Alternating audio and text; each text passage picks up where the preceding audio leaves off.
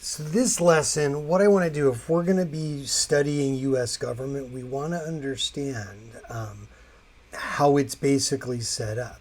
So this is more like kind of the road plan that's in the Constitution. Not necessarily how it works in practice, but we'll get into that.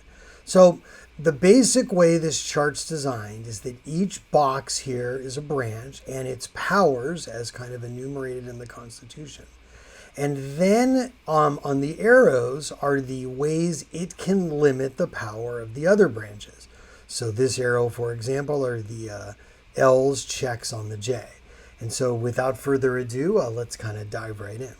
So the first branch was probably the one the writers of the Constitution thought would be the most important because it's Article 1, and it takes up about half the Constitution. And that is the legislative branch, or the lawmaking branch. Now, the legislative branch consists of Congress, is kind of the shorthand. But Congress, there are two parts to it. Okay? One, you have the House of Representatives. Okay, and this was a big debate at the Constitutional Convention on what it was going to look like. But they ultimately decided that the lower chamber would be by population, and each state would get a certain number. So the minimum a state gets is 1. The most is California, which I think has 53 or 54. And then in total, there are 535 members of Congress, which will come up when we talk about the Electoral College. Okay. Now, 2 is the next branch is you have the Senate. And the Senate, which is sort of like kind of the cool kids or the big kids table, there each state gets 2, no matter what. So Wyoming's like 600,000 people, which is like, less than Alameda County by quite a bit. They get 2 senators. California's 40 million people also get 2 senators, and that's it. So there are a total of 100 there. Now, just to digress a little bit, since we're coming up to a presidential election, when you talk about the Electoral College, the total number of Electoral College or votes a state gets is the number of representatives plus the number of senators. So the minimum is state's going to get is 3, 2 plus 1. But then there are 530, there's 435 representatives. So then why are there then 538 electoral votes? And the reason is in the 25th Amendment, Washington, D.C. gets 3. So that makes 538. Now, all right, so let's talk about powers. What on earth does Congress do? And you could argue they don't do much, leading to the old joke.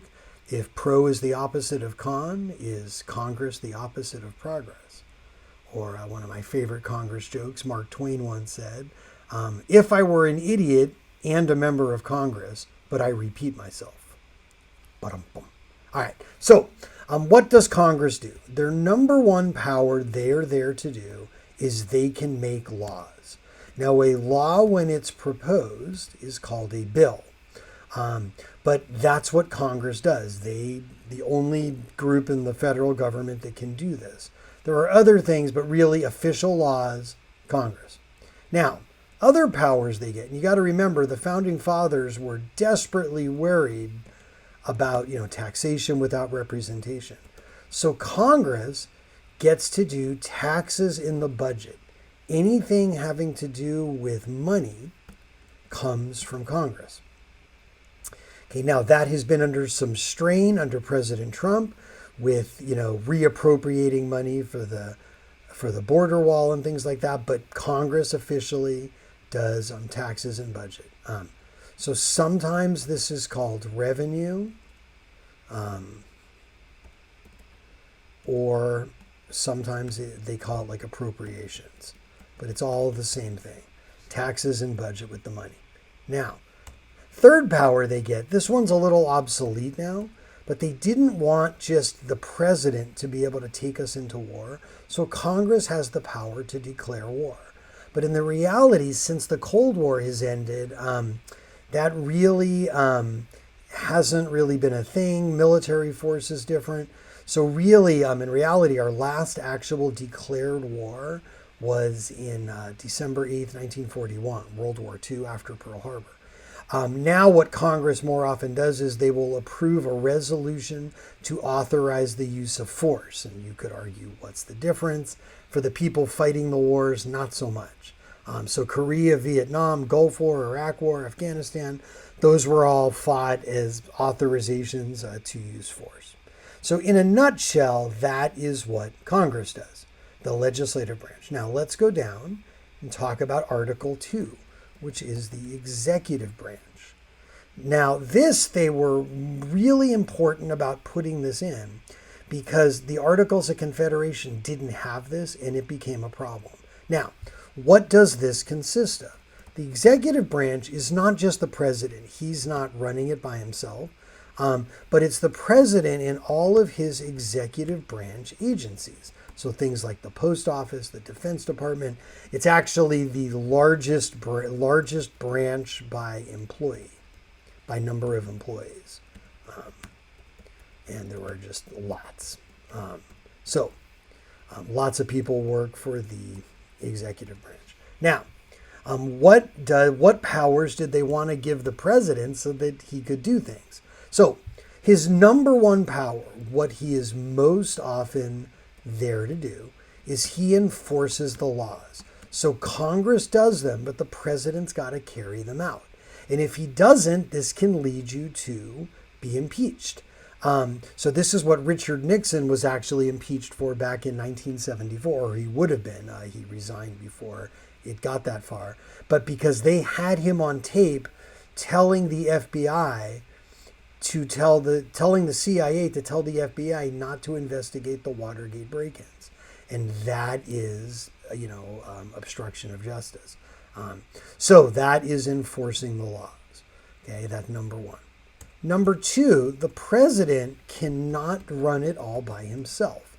So the president gets to nominate all of his officials, okay, running the top agencies. So he doesn't get to appoint everybody, but he gets to appoint the top officials. So usually the shorthand for this is they're people in his cabinet, and usually those people have usually cabinet secretaries, like Secretary of Defense, Secretary of etc. But but there are also other people under them that he also gets to appoint. President gets to appoint. He gets to appoint a lot of officials. Now, third one is the president gets to be the commander-in-chief. Now, it was really important. Basically, he's head of the armed forces. Now, this was really important that it be a civilian because history is filled with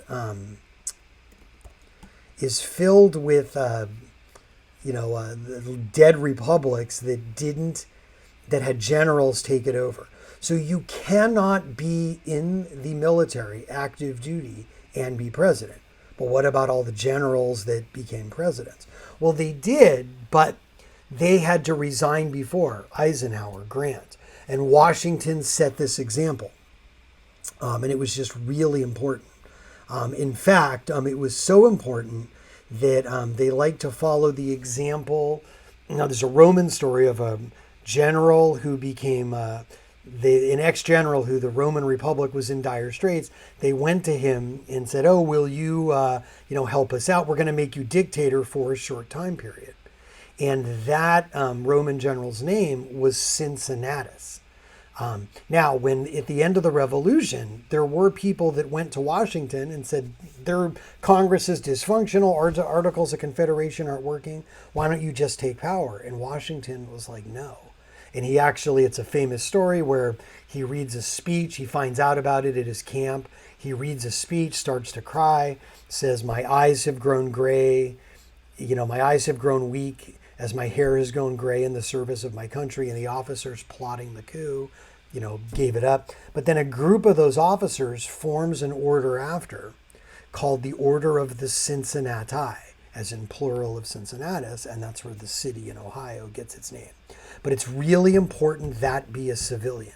And so you have to have resigned before you can be even run for office. Now, the last power the president gets, and a lot of presidents end up liking this because they don't have to bother with anybody, the president gets to be in charge of foreign policy, how we're going to talk to other countries. Because you can imagine nothing would be worse than having 538 members of Congress doing this. And it's actually illegal for someone to conduct foreign diplomacy. So those are, in a nutshell, the broad powers of the president as written in the Constitution. Now, our third branch really doesn't get much space. They have like 1 or 2 paragraphs in the Constitution. It's Article 3. But it is the judicial branch. Now, the judicial branch consists of the Supreme Court and other federal courts. And basically, those other federal courts are designed into district courts and what they call circuit courts, which are like the appeals courts. Okay. Now, Supreme Court has 9 justices, and then there are just hundreds of other judges, but Supreme Court judges are called justices. Now, what does the Supreme Court's power? Or the judicial branch? They actually don't have much in the Constitution. It just says they get judicial power. But what does that mean? Well, in practice, what it means is they get to oversee all federal courts. So, like John Roberts, the Chief Justice, in addition to being, head on the Supreme Court, he, oversees all the judiciary branch. But the more important power they have, and it actually comes from a court decision called Marbury versus Madison, we'll study later, they have the power of what's called judicial review. What that means is they get to interpret what the Constitution says. So, for example, the First Amendment says Congress shall make no law abridging or limiting free speech. But what does that actually mean? Does it mean that you can't, say anything? Or are there limits, like you can't yell fire in a crowded theater? So that's what the Supreme Court does, and the Constitution is pretty vague. If it would turned in as a term paper, it would have gotten like a C for that reason. So in a broad sense, that you can see there, that's what the branches do. Now, let's talk about some of these checks and balances. Now, you can kind of tell what they were most worried about because they gave the legislative a whole bunch of checks on the executive because they were terrified of it being a dictator. So let's first talk about the president's check on the legislative branch. He gets 1. He can veto bills. So Congress can pass a bill. The president can just say no. Now, I don't know if it really works this way, but, I imagine if the president has a big veto stamp in his desk, and then, when people come in, do they go, ooh, am I going to sign, not sign, sign, not sign? And he takes out a big old stamp, veto, booyah, does like a victory dance. If I were president, that's what I would do. But anyway, and so that is the president's one power over the official power over the legislative branch. Now, what does the legislative branch get over the executive branch? They get several. So one is they can override his veto. But to do that, it takes, let me just fix my spelling. They get with a 2/3 vote. So it only takes 51% to pass a vote, but it takes 2/3 of both parts of Congress to do it. It's pretty rare you override a veto. In reality, if a president knows that Congress has the votes to override a veto, president's going to sign the bill because he doesn't want to look weak. So anyway, that is power number 1. Number 2, the president can nominate people for the job, but the Senate has to approve his appointments. So the actual word is confirm his appointments. Now, most of the time they do, but occasionally you get somebody very controversial who doesn't, like Betsy DeVos barely made it. Sometimes stuff will come out. But anyway, there you go. I apologize. My numbers are going to be off, so I'm going to add my own numbers here. So anyway, the Senate confirms presidential appointments. Okay. Now, number 3. This just happened, actually. Should the president do something illegal, and if Congress feels it's necessary, they can impeach the president. Now, this has only happened, actually, 3 times in U.S. history. Andrew Johnson after the Civil War, Bill Clinton, and President Trump. Richard Nixon resigned before he was officially impeached. The way the process works, which we just saw, actually, a few months ago, is the House votes to have a trial. That's when they vote the charges. If that happens, the president is technically impeached. Then the Senate does the trial. And if the president loses in that trial, he would be convicted and removed. That has never happened. The closest was Andrew Johnson, and it was 1 vote. So anyway, there you go. Now, the 4th power they get is the president does do foreign policy, but if he negotiates a formal agreement with another country, okay, the Senate gets to what's called ratify the treaties. So if President Trump, for example, negotiates a new version of NAFTA, which he did, it has to get through the Senate. And if that doesn't happen, it can't go into effect. The most famous treaty decline was the Treaty of Versailles after World War I, where the Senate said, no, we're not joining the League of Nations and things like that. And lastly, this is sort of a informal check, but sorry, I apologize. I'm going to have to wipe this out. The 5th power is they conduct oversight, and they can also they conduct oversight. What that means is Congress can do investigations and hold hearings about things going on in the executive branch. Now, this has become a source of tension because, like, President Trump refused to cooperate with the House of Representatives investigations. So Congress, what's actually come out is Congress has somewhat limited ways to handle that. So anyway, that is those are the powers of the legislative branch over the executive. Now, let's go talk about powers that the president gets over the judicial branch. He basically has 2. Number 1, the president is the guy that nominates judges. Okay, that's power number 1. So if there is a vacancy, he gets to pick who it's going to be. Okay, and that is a big deal for President Trump. That's one of probably his lasting legacy because those judges serve for life. Now, they do have to be confirmed by the Senate, but, there's been a lot of judges. Now, the second one, and this has also been done by President Trump quite a bit, is the president can issue pardons. So it's like a get-out-of-jail-free card for any federal crime, not state crimes. And he can pardon anybody for any reason. Doesn't matter whether you did it or not. So President Trump has issued some controversial pardons of his friends. He's weighed pardoning, like his national security advisor who pleaded guilty, but it is unconditional. And you can do it. The only thing that's unclear is, can you pardon yourself? Now, lastly, so those are the president's 2 big powers. Now, the judicial branch only gets 1 power over the president, but it's a big one. They can declare his actions unconstitutional. Now, this was a big deal because, presidents can do a lot. So most recently, President Trump tried to end the Dreamer program called DACA, Deferred Action on Childhood Arrivals for Undocumented Immigrants. And the Supreme Court said, no, you can't do that because of the way you went about it. You can undo it, but there's a hearing process and things like that. Most famously, where the Supreme Court got this wrong was in World War II when they upheld President Roosevelt's authority to intern Japanese Americans. So not one of the better moments, but Korematsu v. United States.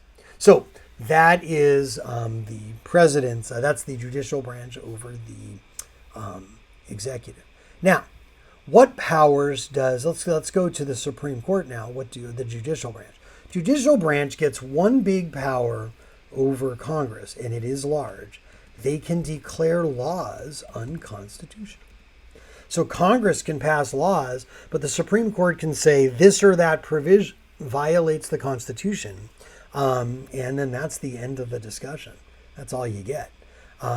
So that is a big deal. For example, same-sex marriage got legalized in 2015 because Congress had passed a law saying, marriage was it's called the Defense of Marriage Act. Marriage is between a man and a woman, and the Supreme Court said, you know what? That violates the 14th Amendment. You cannot do that. All right. Now, let's talk about the legislative's check over the judicial branch. They get a couple. First is the Senate approves the judges, or confirms. I guess let's use the proper term, right? And again, this is a big power. Rarely they will shoot somebody down. Like Richard Nixon nominated somebody, at two actually, for the Supreme Court, got shot down. One was guy turned out to have been in the Klan, and that was not a good look. And then the other one really just was not the smartest bulb in the fixture. And my favorite of that, there was a Republican senator, who said, well, so he's mediocre or average. Don't, average and below average people deserve a voice on the Supreme Court too? So anyway, it's kind of a funny story. Now, other ways they can do it though. Let's say the Supreme Court declares something unconstitutional. They did this with income tax years ago. Said income tax, you're taking somebody's income, violates the Fourth Amendment, can't do that. So Congress can, of course, to make something constitutional, they can amend the Constitution. Now, to amend the Constitution is a process where it takes, it's a two-part, actually I should realize that should be on number 3, so we'll put that there. It's a two-part process. Okay, part 1, it takes 2/3 of Congress to approve an amendment. And secondly, then you have to get 3/4 of the states to ratify as well. That's why amendments don't get approved much. That's why people say, let's get rid of the Electoral College. It would take 3/4 of the states, and the small states would never give that up. Okay, now another power is they can impeach judges. Now, they have, in fact, removed judges. Never one on the Supreme Court, but other judges have been removed. Usually for taking bribes, things like that. Now, another power that has not really been used, but it's been in the news lately, because usually when one side or the other gets upset about Supreme Court rulings, Congress actually gets the power to determine the size and the number of the federal courts. There's no thing nothing in the Constitution that says that there are 9 judges on the Supreme Court. In fact, it's changed. So Franklin Roosevelt in the 30s was upset because they were shooting down all his appointments, our laws, and so the New Deal stuff, and he said, let's pack the court. Democrats more recently, because the Republicans in the Senate have been pushing through judges, have said, you know what? Let's look at expanding the court. Now, whether that'll be done or not is tricky, because then the other party could do it too.